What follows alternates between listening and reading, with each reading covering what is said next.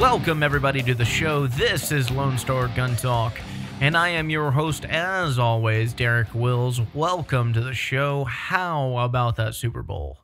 I don't know if you're anything like me, but I was not emotionally invested in this one. I'm a Cowboys fan, so I can't bear to see the Eagles win anything, and nobody is a Patriots fan.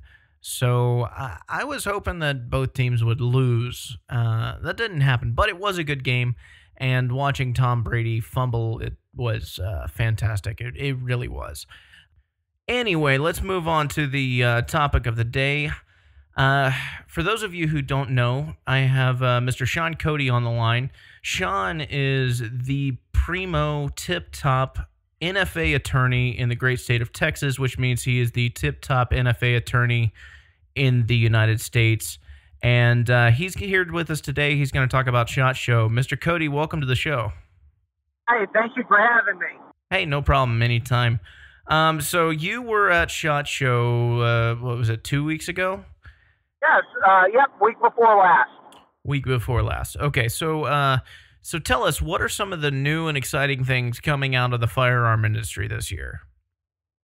Well, I'll say this. I've been going for about 10 years, so I've gotten kind of jaded about the AR-15 show. And that SHOT Show has become the AR-15s are us show. It seems like everybody is making ARs or stuff for ARs. So I've gotten kind of jaded about new stuff.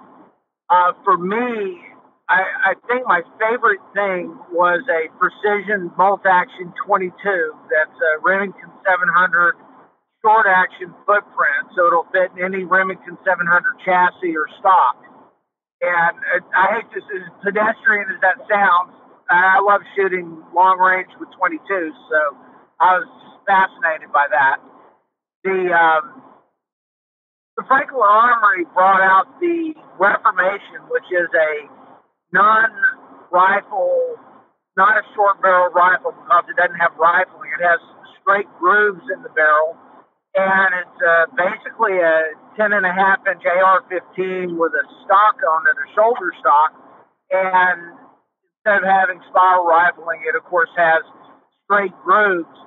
And it's, to me, I've participated in the making fun of it, the musket, there's been all kinds of internet memes, but you have to give Franklin Armory credit for once again hacking the NFA and showing how irrelevant the National Firearms Act's, arbitrary definitions of, short barrel rifle, is. They're trying to come out with what looks like a football. It's a thin projectile that loads into a 5.56 case. Of course, they don't have any way to load these projectiles. The machinery doesn't exist to load them.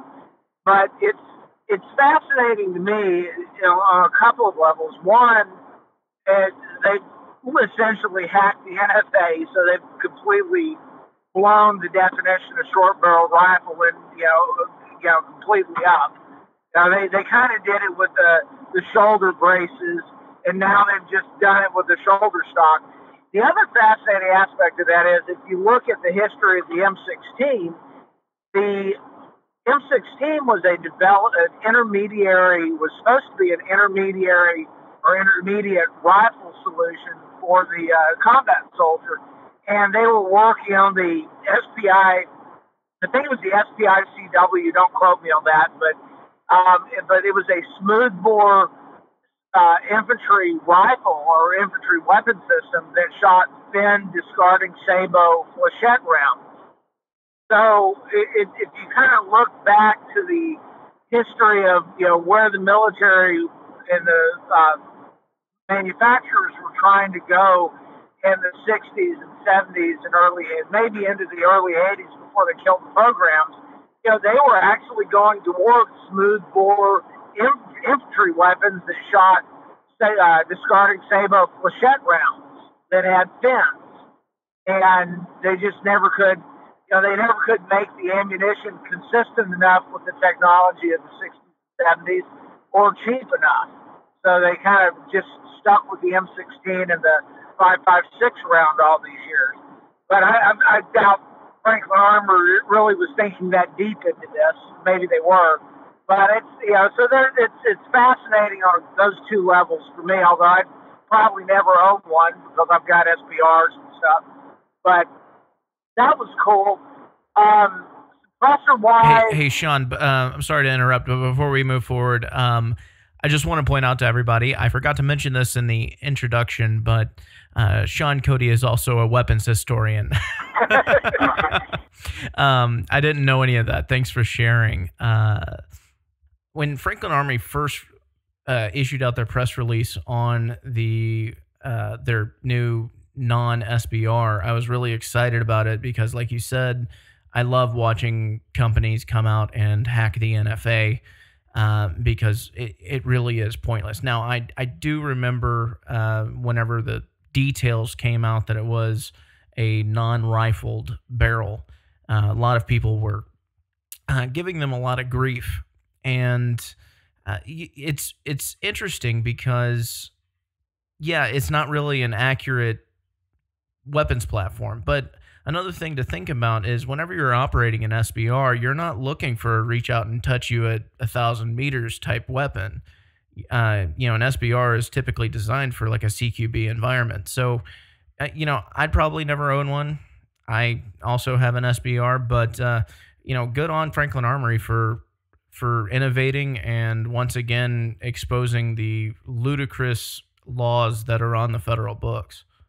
Yeah, absolutely. It's and if what they claim is true, they're claiming that they get 3 MOA out of it at 100 yards. At least I believe that's what I read.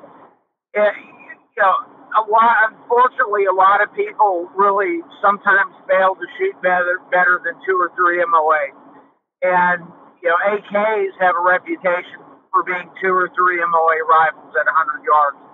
One of my questions is, does it stabilize the bullet enough to use a suppressor with it? That's a very interesting question. Yeah, so that's something that would really affect. That's another aspect that would affect the usefulness of the rifle. I don't want to insult real weapons historians. I just kind of read that, and I think it was the book. It was the Book of the Black Rifle. I forgot the proper title to it, but it's a big hardbound book that goes deep into the history of the M16, the original AR-15, and how it morphed into the M16 and that weapon system development.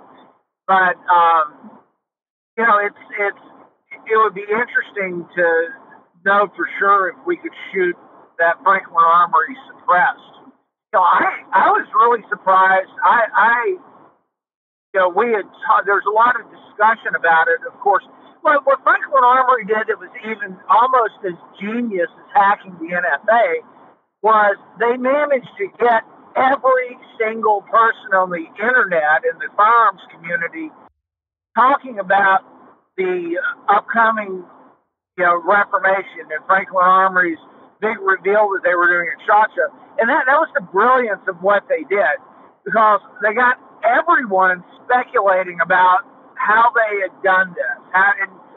We all knew that Franklin Armory in the past has been very successful at, reading the rules and working around the rules to achieve their goal. Originally it was they came up with the AR-15 as a firearm with a pistol, buffer tube and a vertical foregrip on it. It wasn't an AOW, it wasn't a pistol, it was a firearm. So we were all, everyone that was thinking about this and talking about it was trying to figure out what they had done. And, of course, my take on it was that, it had to be the trigger. I thought, I surmised or opined that it might be a smooth bore, but I couldn't think anybody would be stupid enough to do that, and who would buy it if they were.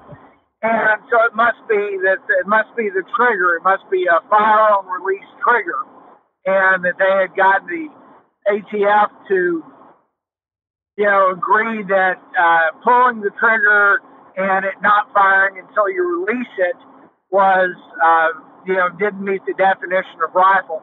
And I thought the other thing that was certainly possible was they had talked the NFA into agreeing that a shoulder stock, a stock that, a regular Magpul stock for the shoulder, wasn't really a shoulder stock, and it was a brace of some kind, because you can put a wrap through the little loops like the old CAR-15 stocks, the original Colt stocks, and it turns out that they did the smoothbore thing, which was just brilliant, in the sense that they got everybody in the entire internet, gun community and the internet talking about Franklin Armory and what they were doing at SHOT Show. So yeah. Seriously, good on Franklin Armory. I know people are going to give him a lot of grief for this whole smoothbore thing, but innovation is innovation. It does its purpose. It serves its purpose by exposing the ridiculousness that are some of our federal firearms laws, particularly the NFA. And it was the same thing whenever they came out with the bump stock. It's just another one of those capitalistic innovations where you have a private company coming out and making a solution to a draconian law, essentially. And, it makes me really happy. What are some other things that SHOT Show that really stood out that you liked and noticed? I thought the proliferation of mid-range precision optics and the Japanese glass in the $1,500 range was interesting. L3 and EOTech are coming out with a Voodoo series. I did a little video of that on my YouTube channel. It's got nice glass. They actually have a Horus reticle in it. That was pretty impressive. Athlon's been around for a few years. Their stuff is impressive. I actually went over and checked out Citron. They've got some new first focal plane, mid-range Japanese glass in the $1,500 range. They've got their version of the Horus reticle, decent turrets on it. That looks promising. If you go over to Sightmark and the Pulsar booth, they've got some $1,500 Japanese glass. It's just interesting to see the proliferation of decent long-range precision glass on the market in the $1,500 range. So you're not having to go spend $2,500 or $3,000 or $4,000 or $5,000 for high-end Smith & Bender, Hensoldt, Collis, whatever, Steiner, even the Steiner MX525, that's the $3,000 range. But you're not having to spend great huge gobs of money that locks a lot of people out of the precision market if they want to get a decent optic. Yeah, no, that's fantastic. It really is. A good optic is not cheap. And they are coming out with some great optics that are pretty bargain priced, and that's going to do a lot for the hunting community, and it's great to see that sort of innovation taking place. And despite the scares going away, Obama was the greatest gun salesman in the world. And that's since gone, and we've seen a decline in firearm sales, and the firearm industry has kind of been hurt a little bit because of the election of Donald Trump. But you still see this sort of innovation, and that sort of thing gives me a little bit of hope, because I was worried a little bit about the decline of the firearms industry. They had such a rock solid decade, and then all of a sudden the scare goes away. Oh yeah, absolutely. And then 41 out, the Hearing Protection Act, and I was always skeptical about that, but you look at the downturn that we as in the firearms industry have suffered, and it's amazing that as many people are still hanging in there and still innovating. I mean, you think about it. I'm a glass snob to some extent. I use Vortex, Razor HD, Steiner, US Optics, Night Force. I like good glass and good mechanicals. And 3 years ago, well, we'll put it like this. I think this is my 10th year going. This is the first year I've stopped by the Cytron booth and looked at their glass. And in part of that is because they've really done some good stuff with their high-end stuff, their $1,500 stuff. Sightmark, in the Pulsar group, I would never have looked at their stuff, their glass. And this is the first year that, they had something there that was interesting. A buddy of mine bought a Cytron 8 to 32, and we were playing with that. And, you can tell a difference between a Night Force, I think it's an ATACR, ATACR that he has. You can tell a difference at 300 yards in the woods as the sun's going down. And we set them up next to each other and look. But that Cytron, actually it tracks well. And the glass is decent. I mean, for $1,500, and they've really done some good stuff, and they've really improved their product. And it's interesting to see that kind of spreading across. And that's just there's almost no excuse to have crappy glass and crappy mechanicals on anything from a 22 up to whatever, the 301 mag. Right. No, I absolutely agree. And one thing that a lot of people don't, well, maybe they do realize it, but the innovation and the research and development that goes into developing a great optic, a great scope, it takes time. It takes a lot of money. It's not cheap to develop something like that, but companies are being able to do this on a mass level and reduce the costs. So what we've seen in recent years is the ability for people to afford a relatively decent optic that has great clear picture, and it's nowhere near as expensive as it used to be. What we've essentially seen is the quality get better throughout the entire spectrum. Another interesting thing, and this is a direct result of the HPA, the Hearing Protection Act. I've protected for a few years that if HPA passed, you're going to see every firearms manufacturer start building their own line of suppressors.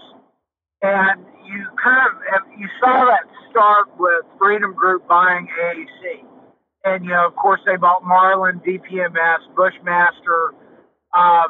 Who am I forgetting? So Remington was in there. So they had AAC. So there's a natural tie-in with all of those companies to sell AAC suppressors.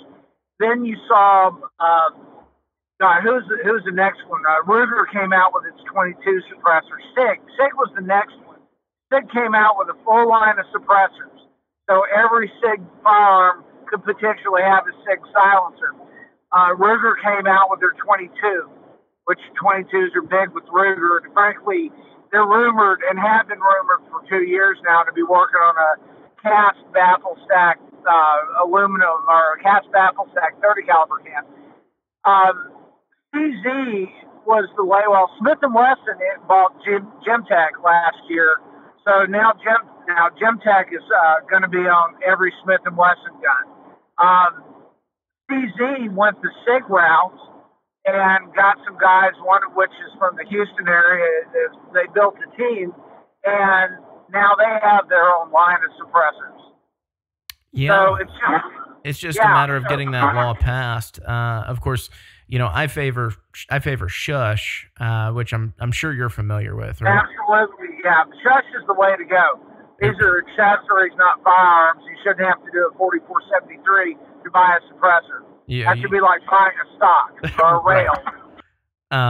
Of course, in my personal opinion, I don't think you should have to do a 4473 to buy anything, but that's just me. Well, yeah, I don't disagree with you on that. That's I have those conversations with clients, and it's like, yeah, we can spend 2 hours, talking about how the Second Amendment means, shall not infringe means just that. But let's talk about something that we can change. The Shush Act, the Shush Act is the way it should go. I mean, that's a proper classification of a silencer. It's not a firearm, and it shouldn't be treated as a firearm. No, it definitely shouldn't. It shouldn't be required to be serialized. It shouldn't require any sort of tracking or any sort of documentation or anything like that. It's a hearing protection device. Exactly. It's a gun muffler. Right. So, but it's fascinating because, when you look at these manufacturers, a lot of them have, they're running CNC machines. Right now, they're not running them 24/7, so they've got downtime. Well, when a CNC machine when a mill's not milling, it's not making you any money. It's costing you money. Right. So it makes perfect sense for every firearms manufacturer to bring suppressors in-house, because that's money that they're giving away to another another manufacturer. And if they've got the extra time on their machines, why aren't they turning out suppressor pieces? Right. Now, I agree. It's just a matter of getting the Republicans in Congress to actually move the bill forward and pass it, hopefully. But, following Las Vegas, that whole thing got sidetracked, basically almost dumped in the trash, and it's still hanging out. Both of them are. And it's unfortunate that we have to, we can't have any sort of tragedy that has nothing to do with anything related to the actual bill take place, but because it's somewhat, related to firearms, well, now we can't touch it at all. It's kind of a tragedy in and of itself. I've noticed that, I know it's complete coincidence, but, every time we're about to have a pro-gun bill get passed, some mass shooting occurs. So yeah, I mean, it definitely, it does definitely feeds the conspiracy theorists out there, which I'm not one, but I don't either, but I understand where they're coming from. It kind of makes sense a little bit. It just so happens to be the timing of everything just is there. But, they don't talk about, what's funny is, you take a tragedy like Las Vegas and nobody realizes that's every weekend in a place like Chicago. And, absolutely. That never gets... Or Houston. Houston, I've noticed this year we've had a lot more gun violence. Now, this is interesting. I don't know if we've actually had more gun violence or if it's being reported more. It probably is a little bit of both. I would be willing to bet that the media is starting to report anything and everything that they can. I've got the news apps, Channel 13 news app on my phone, and when I had the notifications activated, it seemed like every day there was one or two, gang-related, shootings or, a robbery shooting. Not to mention the whole New Year's Eve scare that had absolutely nothing to do with firearms whatsoever. I'm sure you saw that one, right? No, I missed it. Thank God.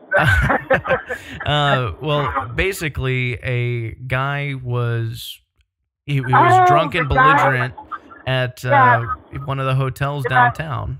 Yeah, he was at the Hilton. I think it was either the Hyatt or the Hilton downtown. I think it was the Hyatt Regency. Yeah, I think that's it. Yeah, it was, or at least I think it was. And that one. Yeah, he was just drunk. He didn't want his guns to get stolen, so he took him to the hotel with him and got drunk and disorderly. Yeah, but the thing is, he wasn't armed at the time of the drunk and disorderly. He ended up going back to his room, and that's when the police showed up. And, of course, you have Art Acevedo in Houston, who's never been pro-gun, never been gun-friendly in the slightest bit. starts popping off to the media saying, "Hey, we got a guy with a bunch of guns in a hotel room on New Year's Eve," and it would be funny if it wasn't so tragic that this is what we've come to. Yeah, Art has a horrible Second Amendment record in both Houston and Austin. Yeah, He's definitely not a friend of gun owners. and But yeah, I've even invited him on the program and gotten no response whatsoever. hey, bless his heart, you're not going to. Well, the Chief Acevedo, if you're just happen to be listening, the invitation is still here, and I promise I'm just gonna have a discussion with you, even if I disagree. I just want a discussion, but that's it. Ball's in your court, my friend.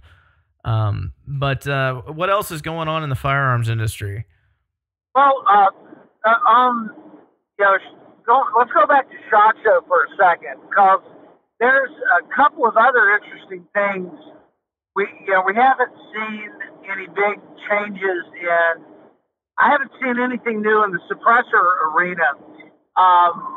One of the things that interested me was the devices for attaching a camera to your scope and running video through your day optic. Oh, that's cool. And I picked one up. It's so embarrassing. These guys gave me one to demo and play with and say nice things about it. I think it was iScope. And I just, I haven't had a chance to really delve into it yet. But there's that one, and I'll do some video and come back and we'll talk about it. That looks promising. The other one has a prism, so you can mount the phone on the side of the optic, and the shooter looks through the glass in the prism and he sees what he would normally see. And what I thought was most interesting about that, I've got an 8-year-old and a 6-year-old.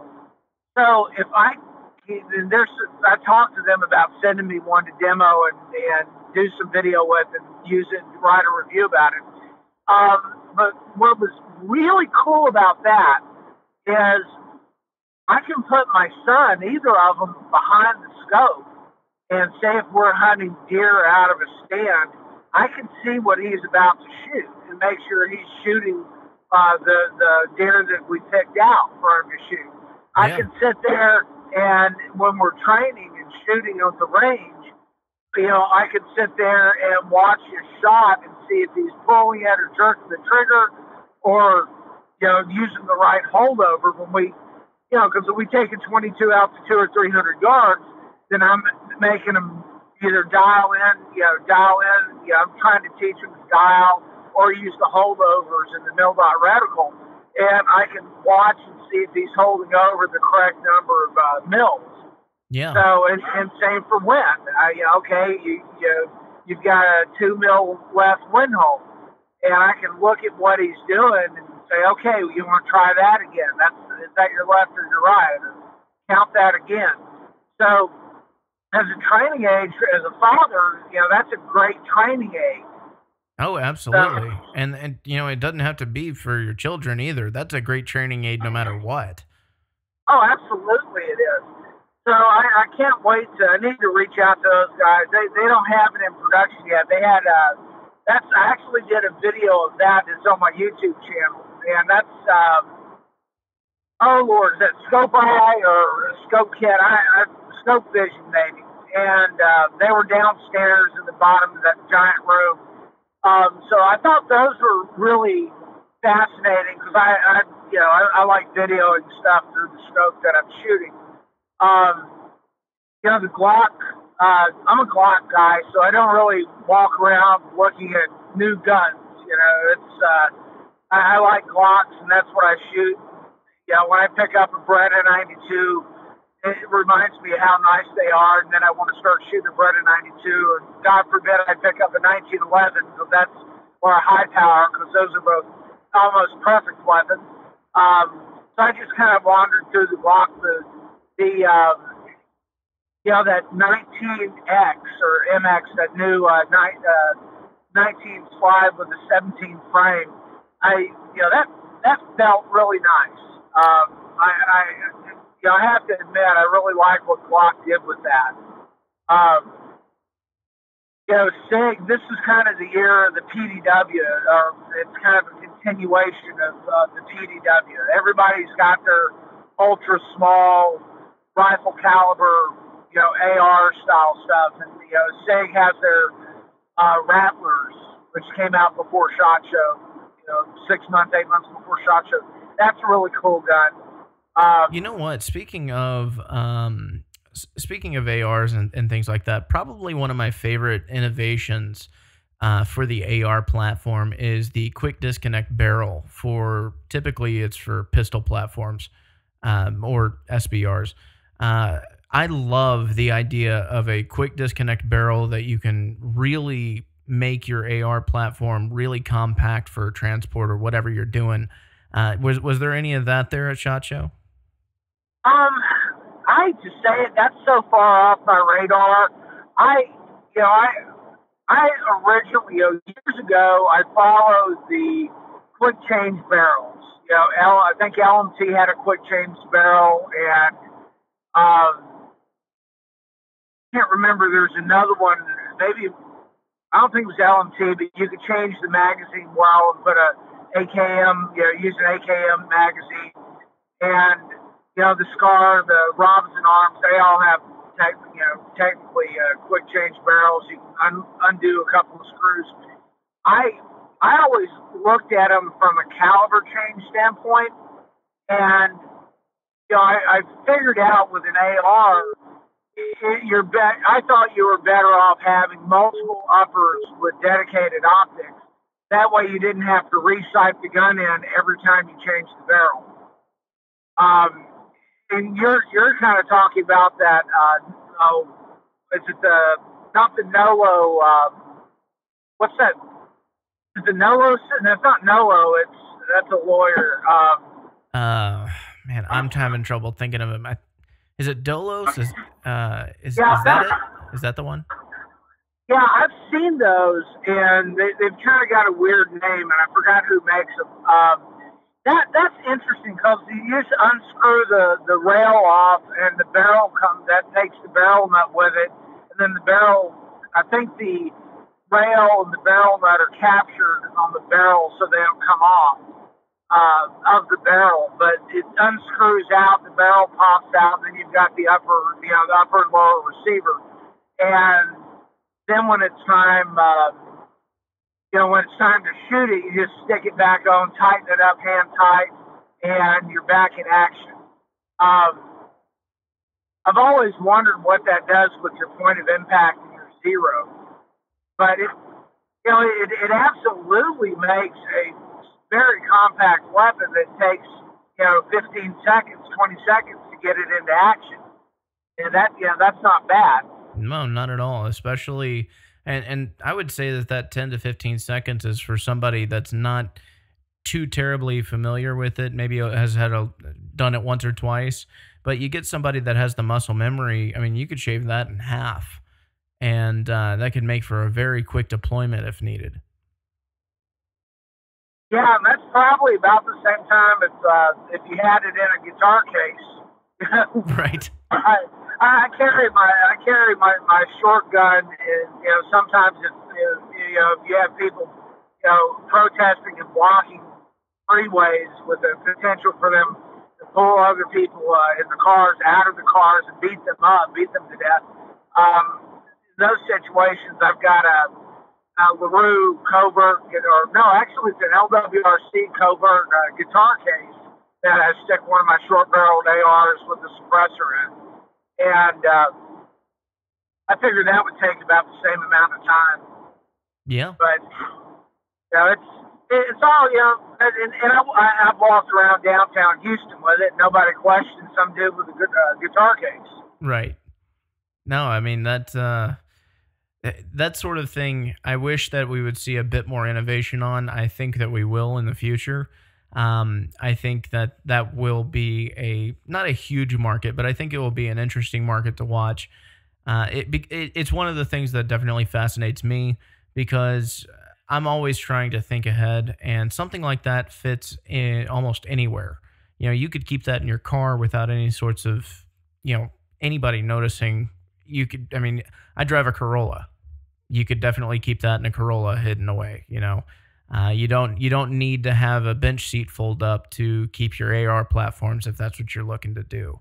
And so I've just I've just found it interesting since the first time I saw it, and I'm hoping that there's going to be some interesting things come out of that for the future. So, I do wonder about keeping your zero and things like that, but on an SBR platform, it's not really as important as it is for like 1,000 meter bolt gun, for instance. But we'll see what comes of that. Now I kind of go ahead.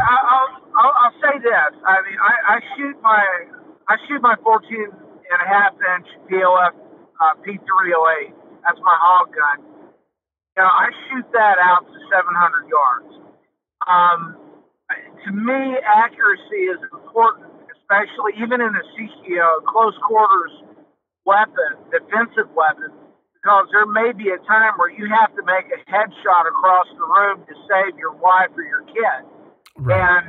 And or even on the street, if people are getting drug out of their cars and someone grabs your kid, it's the time for talking might very well be over at that point, and you might have to pull a headshot off. And A, you don't want to miss his head. B, you don't want to miss his head and shoot your kid or your wife or somebody. Right. So, I haven't, and that to me is, I think that's quite important, especially in a defensive situation. You talk about these PDWs. That's one, that's the takedown approach to it. And you look at what SIG has done with the Rattler. I mean, it's a piston 5.56 with a 6 or 7, 8-inch barrel and a collapsed stock, which really isn't a whole lot bigger, maybe 2 or 3, 4 inches, I guess, bigger than that takedown barrel system. Right. And it's ready to go when you pull it out with no point of impact shift issues. Right. The LWRC has led the way with PDWs. 8-inch. I've got an 8-inch 6.8 upper. Of course, and then you have to wonder. Well, I would think screwing that barrel in is probably faster than popping 2 pins and putting that 8-inch upper receiver on a bare lower that doesn't have the upper receiver on it. Although that's pretty fast too, if you think about it. Yeah.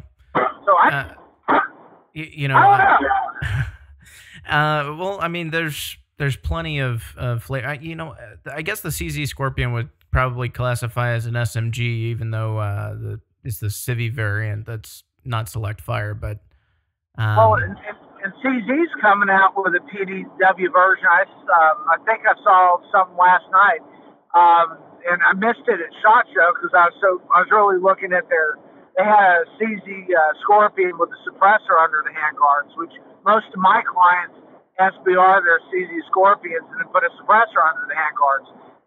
But apparently they've got a PDW size, really short Scorpion now. So that's really cool too. Interesting. You know what I would wish? Speaking of PDWs and SMGs, I am really waiting on H&K to release a civilian version MP7. I love that gun. That would be cool. That's a horribly expensive gun to shoot, though. Oh yeah, that ammo's not cheap. No, and the guns, even a post 86 dealer sample, those things cost, $8, $9, $10, $12,000.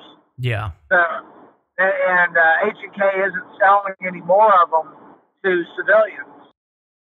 Oh really? Not even dealer samples. Not even dealer sample. Well, yeah. When I say civilians, I mean 07s, and they're not selling them to U.S. dealers. They only will sell them to government agencies. So is that an ITAR reg or what? No, it's HK being HK. Oh, okay. Well. It's just it's via the Germans. We do not like civilians. They're pretty interactive on social media, and every time they have a post where they want audience engagement, I see them responding to all sorts of comments, and I'll typically throw in, "Hey, can you release the MP7 for us?" And I get ignored. So, yeah. Well, my favorite story about that, I don't know if you know who Taylor Peckerell is, but he's a brilliant, firearms engineer, designer, gunsmith. Big shout out to him. He does some really good work. He converted is it the PSG-1? That's the $12,000 HK-91 based sniper rifle, precision rifle. Yeah, it's the PSG-1. He made a comment on Instagram that he would convert a PSG-1 to full auto and shoot it. And I think it went down that H&K said you can't do that. That's impossible, and you wouldn't do it because it's too expensive of a gun. So the next thing is Taylor is posting up a video of his PSG-1 being run in auto mode. Yeah, I think I remember that video. And HK had a suitable response. It was like, okay, well, you did that. Yeah, I guess whenever you actually put your money where your mouth is and do what you say you're gonna do, and you get called out, you can't do that, and then you do it. Yeah, I'd pretty much shut up too. Yeah, it was pretty good. Pardon me, the drink went down the wrong way, but don't die. You're not allowed to die on the air. Yeah, not on the air. That would be entertaining. It was, I think HK actually reposted his video on their feed. I think they did. It was, I remember it was just incredible to watch. Here's Taylor blasting away with a $12,000 very rare PSG-1 after HK was like, you can't do that. You wouldn't do that. You can't do it. Oh, yeah, Taylor did it. He's like, yep, he did it. That's hilarious. But HK, it's interesting. I have been anti-HK since probably the 1990s because they kind of did what Colt did. They threw us civilian buyers and their civilian customer base. I felt like Colt threw us under the bus, and I felt like HK certainly did. And they have done a real good job in the past few years of moving production to America and re-engaging civilian gun sales. Yeah. And I seem to remember that when they were first going to bring their 416 to the civilian market, it wasn't going to be compatible with AR-15 parts, with AR-15 uppers, M16 uppers.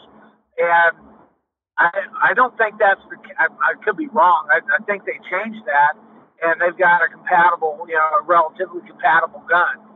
I guess I should check up on that before it sounds foolish, but they've done a really good job. Hell, they've done a really good job taking firearms contracts from American companies, FN, right? Which surprised me. That's I was unpleasantly surprised when they won the IAR contract.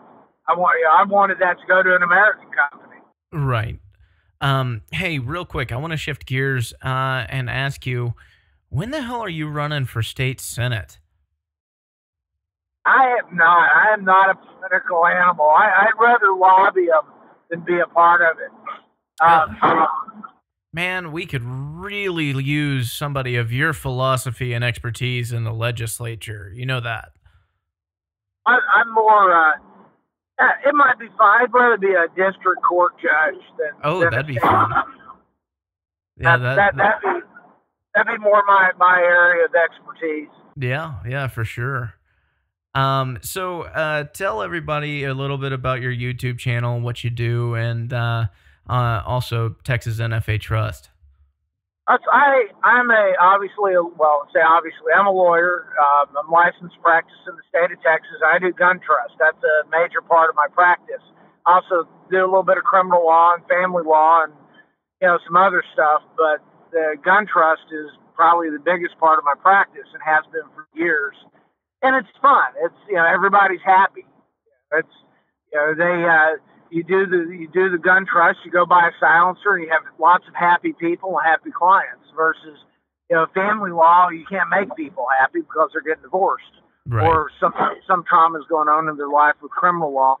But that's what I do. It's TexasGunTrust.com, alternate websites. Well, just leave it TexasGunTrust.com, and that's pretty much what I do. I get to talk guns, and it gives me a great excuse to go shoot guns, and go hunt and play with night vision and silencers and stuff. And I will say, for those listening, I've used Sean for my trust, and it is rock solid. If you ever need any changes done, he's more than happy to do them for you. And it's the last trust you'll ever need. It really is bomb proof. So if you are looking for a trust, I highly recommend that you use Sean Cody, because it really is amazing. What about your YouTube channel? YouTube it's under my name, Sean Cody, but you got to be careful and put Texas, like Gun Trust, because unfortunately, I share a name with probably the most successful gay porn star out there. So if you just type in Sean Cody or SeanCody.com, don't do that. You'll get an eyeful of something you don't want to see. Wow. Or maybe some people might want to see that. You never know. They might. Hey, money's green. I'm cool with it. But that's my personal choices. But most of my clients, if they make that mistake, they call me and is like, hey, I typed in SeanCody.com, and you wouldn't believe it. And I tell them, yes, as a matter of fact, I would.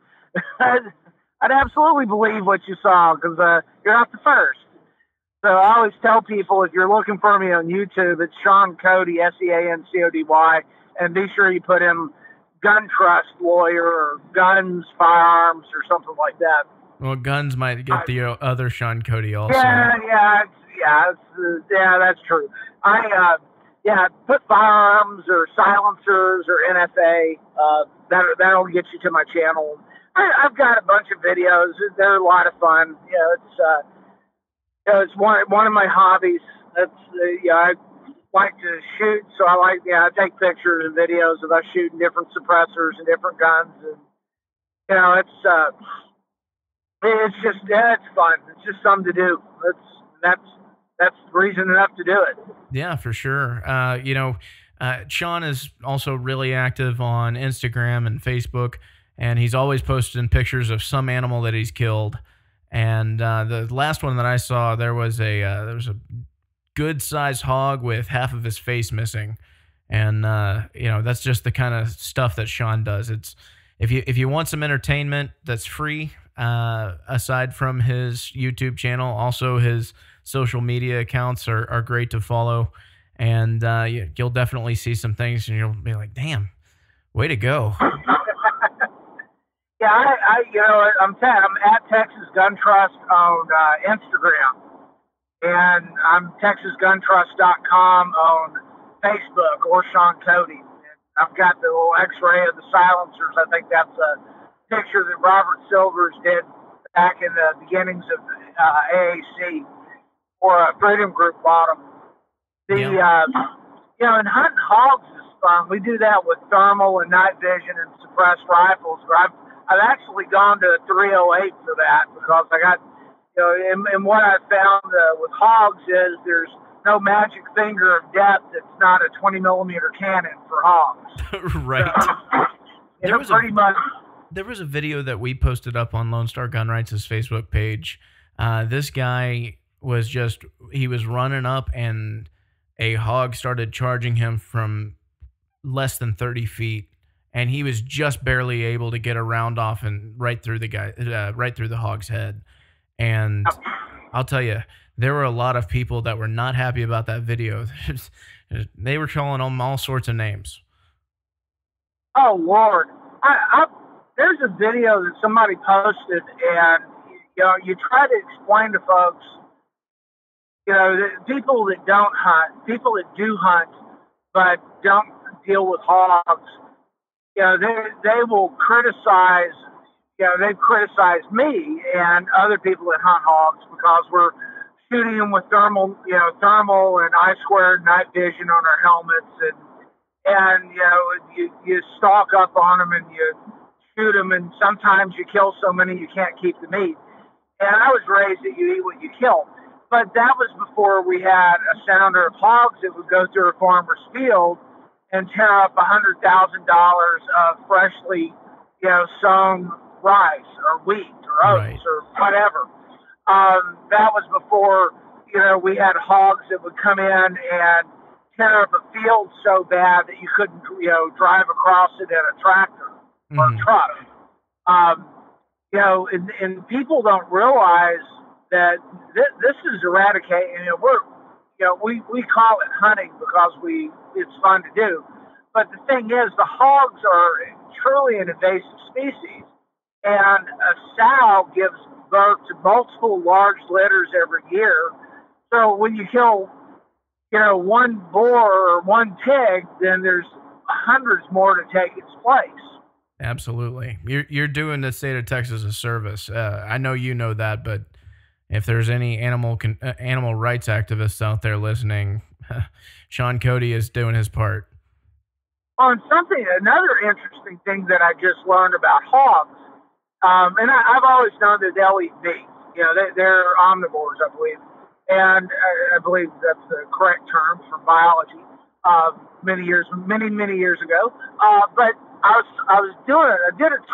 done trust for guys that own large, low fence and high fence deer operations, hunting operations, and I learned that hogs will kill fawns and hogs will kill doe.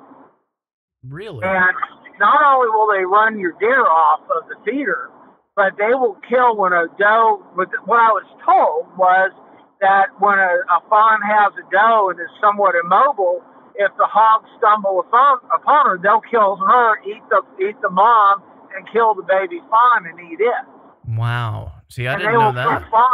I didn't know that either, but it sounds good to me. But these are guys that are doing this. That's their job is to run these large hunting operations. So you would think that they're I'm hoping that I was giving good information, but knowing hogs and observing them for as many years as I have, that doesn't surprise me a bit. Not at all. Not at all. They wreak havoc, and we really need to thin out their population. So I really thank you for doing your part. And there's a reason there's no bag limit on them. Yeah, there's a reason we get to hunt them anywhere you find them anytime. I saw there's another good video, and it looked like it was from Europe, but this guy was standing on the road, and the hog comes charging out of nowhere from behind him, knocks him down. His buddy is hitting the hog with a snow shovel, and it's filmed from what appears to be a restaurant. His girlfriend comes out, or his wife, or somebody comes out. She starts hitting the hog with her purse. There's another guy standing there, and finally the hog decides he's had enough of the chick with the purse and just lights her up, charges her, rolls her over, has her on her side, and he's gored, getting his tusk into her abdomen. And, it's a horrific video, but it shows you just how, aggressive and dangerous these big boars can be. Absolutely. So, that's why we invented, or that's why we legalized telehogging. That's fine. I have friends that have done that. I haven't partaken of that myself. But oh Lord, everyone that does it says it's a hoot. I'm sure that it is. It's definitely on my bucket list. Anyway, we've kind of gone off on a tangent here. Going back to SHOT Show, what are some of the things that you wish you could have picked up, or some of the things that you want to buy now? The three things I want to get from SHOT Show: I want a POF Revolution, which is their AR size. It's an AR pattern, AR frame 308 that weighs about 7.5 pounds, and that came out 2 years. They kind of debuted it, the production model last year, pre-production the year before. I still want one of those. It's basically an AR-15 with a 308 bolt head and a 308 magazine well. It uses AR-15 fire control group. That Voodoo 22, the little precision 22. And the other thing that I really thought was cool and I want is a Israeli weapon industries Tavor 7, a 308 bullpup. Oh, that is on my list. So, I mean, I've loved the Tavor, the TAR 21, whatever you want to call it. I've loved that weapons platform since I've seen it, and I hate bullpups. And IWI made the best, hands down, the best bullpup weapons platform ever. I am in love with that weapon. It's an impressive weapon. The 7.62. I did a little video of that, and I grew up wanting a Steyr AUG or AUG. However, I think it's AUG. AUG is probably the redneck Texas illiterate pronunciation. I think they call it just the AUG. So I've always wanted one of those, and then Steyr brought them. Well, we had two different companies that were making them in 2008 or so, and they both Ratworks and who's the guys that had the Microtech, and they both went tits up and died. Steyr started making them in the U.S., stopped making them, and they're bringing them back. I've always wanted a Steyr AUG, and I ended up with a Tavor 5.56.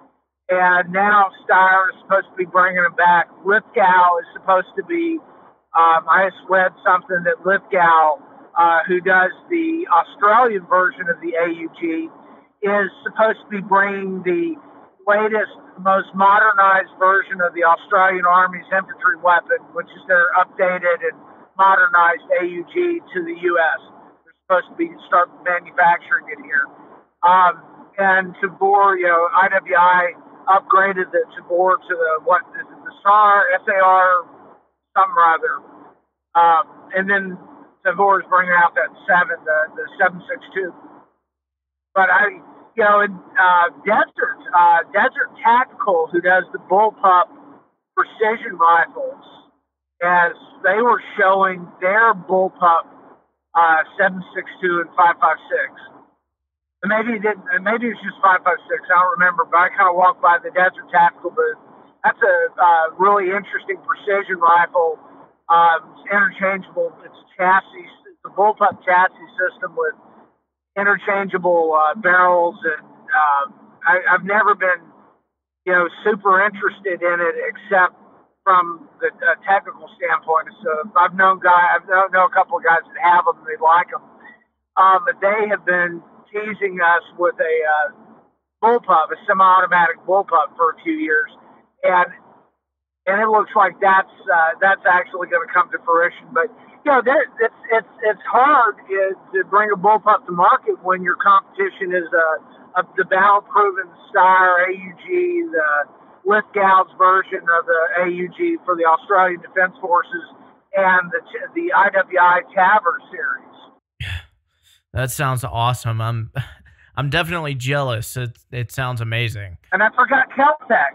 Keltec's got their RFB or whatever it is. They've always got. Keltec always has something. Yeah, Keltec's always got some weird crap, but but it seems to work. I've seen some guys. I know I've had shot with some guys that had them, the 7.62 Keltec bullpups, and they seem to like them. I mean, they're rough as a cop. They're Keltec, but they seem to work okay. Hey, if they work, that's all that matters. Looks are secondary. But hey, I don't want to take up any more of your time. You've been more than gracious. But if you ever want to come back, there is an open invitation for you.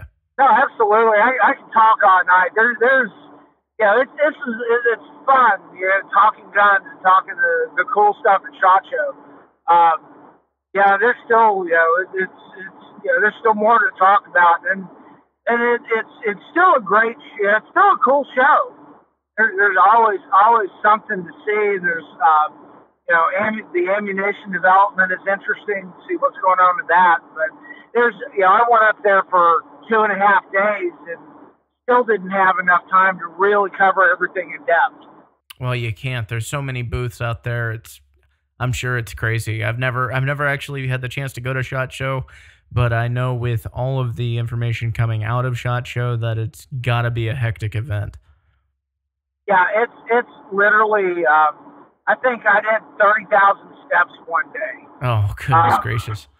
I've got that stupid little thing on my phone, and in the morning before lunch, it dinged and said you have.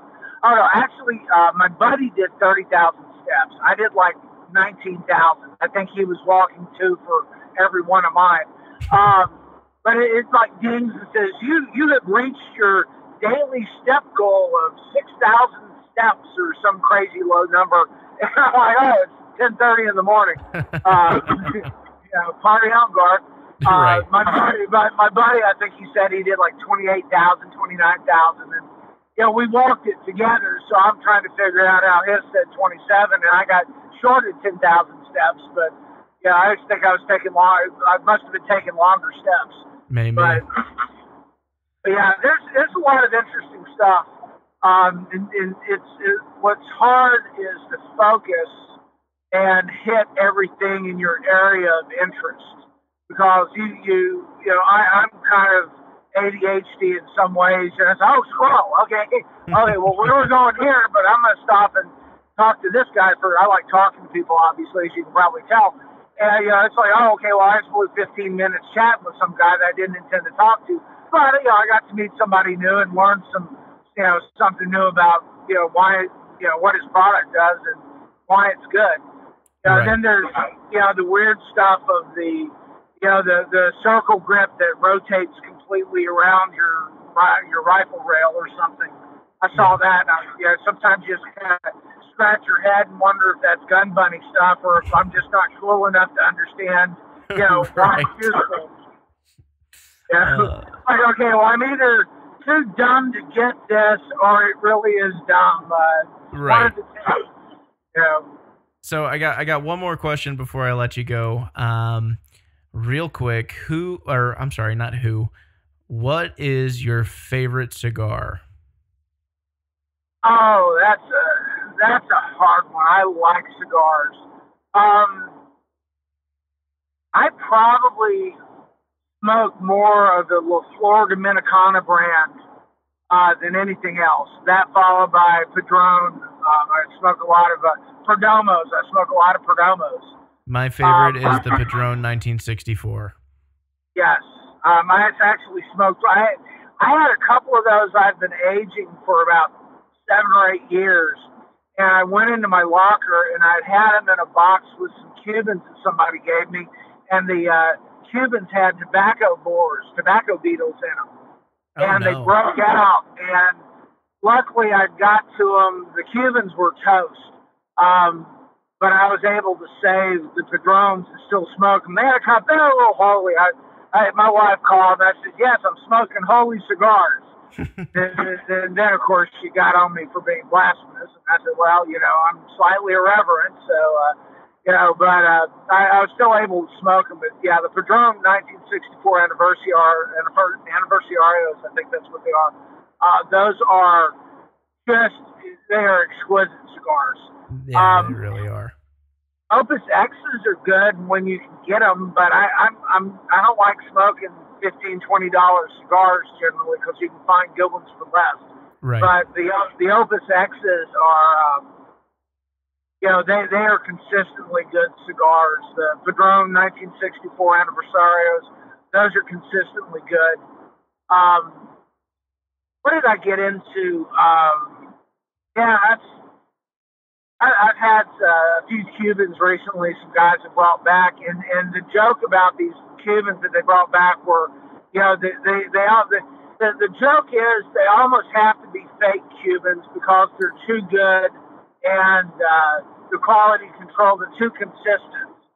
Right. It's like, they bought them at the right shop, they know they're real, but they're too consistent in quality and too good, so they're probably fakes. So Right. those Cubans, Cubans are known for, most Cuban cigar companies have, horrible quality control. And there's a few of them out there that, Romeo y Julieta, I think, has decent quality control. They freeze their tobacco, which, kills or delays the, makes it less likely you're going to have the tobacco beetles come out. But a lot of the Cuban factories just have really spotty QC. So you may get one cigar that's good, and then the other one won't draw, or the other one has horrible aesthetics. So, Right. so I'm not a huge fan of Cubans. Although I've been, we won a 3-day jury trial, and that was the one. My buddy gave me a couple of his. The guy I tried the case with, and he that was where the joke came. He's like, "Yeah, we think these are fake." I said, "Why?" He says, "Well, because they're too good." The QC's too good. They're too consistent. But That's funny. yeah, that's it. That's the Padron. That's a solid. That's one of my favorites. The Perdomo's got good ones. I've always been partial to the La Flor Dominicana brand. Right. They do a really good. They've done a consistently good job with in my book. So, and of course, the federal government is trying to legislate tobacco, cigars out of existence. Of course. Well, I mean, we can't have anything nice if the federal government has anything to say about it. So. Yeah. Well, anyway, so yeah, that's cigars. That's I should. If you ever get free on a Friday, you're welcome to come to the range and shoot with us and smoke a cigar with us. Oh hell yeah, man! I'm definitely going to take you up on that for sure. We should do it. It's been brutally cold for the past month on Fridays, so yeah, I'll wait till it warms up a little bit. Yeah, it's funny. Up until about Christmas, I have a Friday on AR15.com and Texas Bowhunter and Texas Gun Talk and Moto Houston. I'll give a shout out to those websites. Texas Gun Talk, Texas Bowhunter, MotoHouston.com are great firearms friendly. Moto Houston's motorcycles, but they're very firearms friendly. Texas Bowhunter is great. I'm a moderator on Texas Gun Talk. That's one of my favorite firearms websites here for the state. But I've got a Friday at the range, Friday gun porn thread. So I post the pictures up, and I realized I got behind a few weeks, and now I'm starting to catch up. I'm about to run out of pictures to post because we haven't been able to get to the range on Fridays because of the inclement weather. Yeah. Well, the good thing is that Texas winters don't typically last too long, so it should start warming up here pretty soon. Yeah, I figured I'll schedule a late February deer hunt at this place I hunt, take my son to shoot a deer, and it'll be 90 degrees, so I'll take care of that for us. Nice. Whenever I go deer hunting, it hits 80, and they stop moving. Yeah. Well, Sean, I really appreciate your time today. With everything that's happening in Washington and the turmoil and, the confusion that's happening, and I'm sure it's going to be the same story when the legislative session kicks off next session. We'll definitely be having you on for your legal expertise regarding legislation. And even if you just want to come on and BS about guns, you have an open invitation, my friend. I appreciate it. Can I give a shout out to a friend of mine? She used to be a district court judge, and she's running for election in the 257th in Harris County. And mail-in ballot voting has started, and her name is Alyssa Limkule. So if anyone's in Harris County and y'all want a really good family court judge on the bench who's firearms, Second Amendment friendly, her husband is Dan Limkule. He owns silencers. They own silencers. They shoot. They're great people. And I'm certainly trying to help her get reelected to the bench. She got swept out in the Obama sweep and lost her bench. So now she's coming back, and hopefully, if everyone that's listening in Harris County votes for her, we can get a good, strong Second Amendment-friendly Republican back on the family court bench in the 257. All right. What's her name one more time?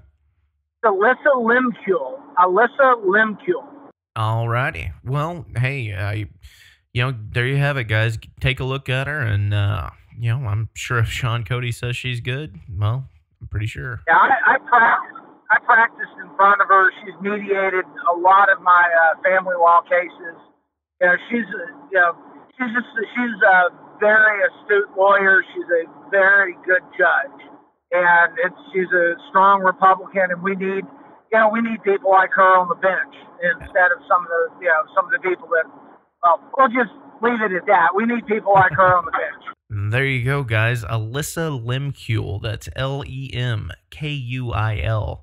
And don't forget, these judgeships are incredibly important, and they shouldn't be overlooked. And that would actually be a great topic for next time. Is voting.